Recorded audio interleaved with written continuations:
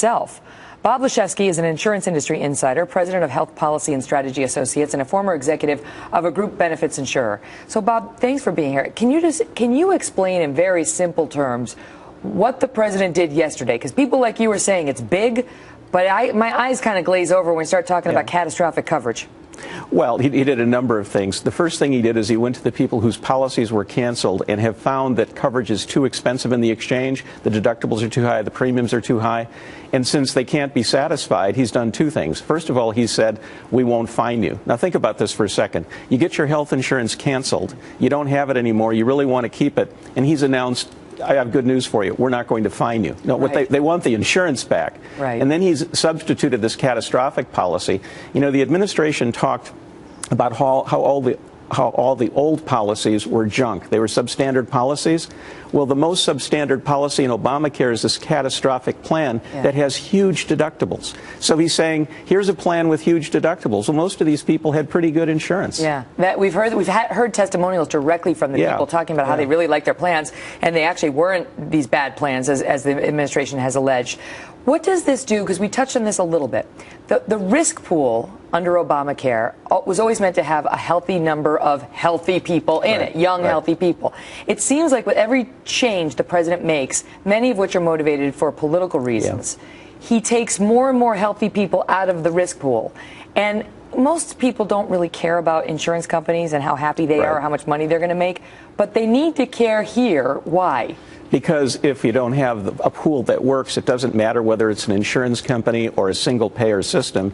It's not going to work for you. The costs are going to skyrocket. The premiums are going to start to go up for everybody who's for the actually getting consumer. insurance. That's exactly right. It doesn't matter who's running it. You don't have to like the insurance company or not like the insurance company.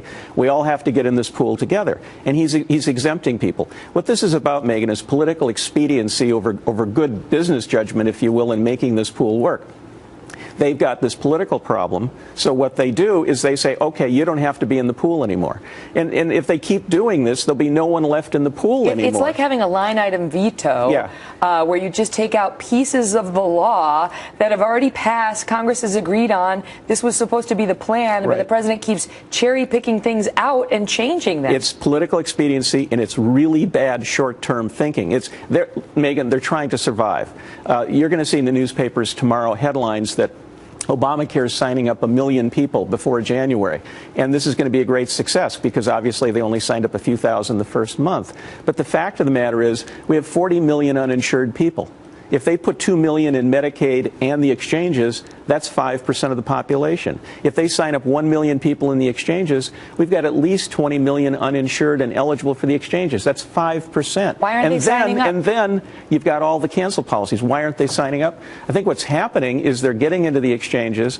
They're finding that the premiums for middle class and working class people are about 10% of after-tax income. That is a real hit to somebody's budget. That's for an average deductible of $2,600 and maybe a narrow provider network. So it's not as cheap as they thought it was going to be. People are saying, I'm going to give up 10% of my monthly income and have a $2,600. They're walking. Quick question before I let you go. Are the insurance companies starting to regret cutting this deal? Because they jumped into this willingly. Well, in for a penny, in for a pound. The problem with the insurance industry is this is the only health plan that was on the table. The concern is if this doesn't work, if this does collapse, I don't see any evidence that liberals and progressives want to say to conservatives, you do it, we don't know how.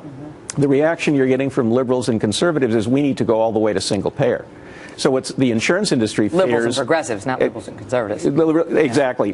Say we're going to go to single payer. So what the insurance industry is worried about is that if this does collapse, what's next? So they want to make it work.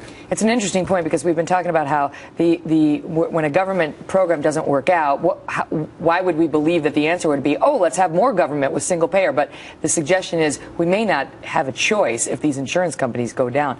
Interesting, Bob. Well, there's a happy note to leave it on for Christmas. Nice Great to see you.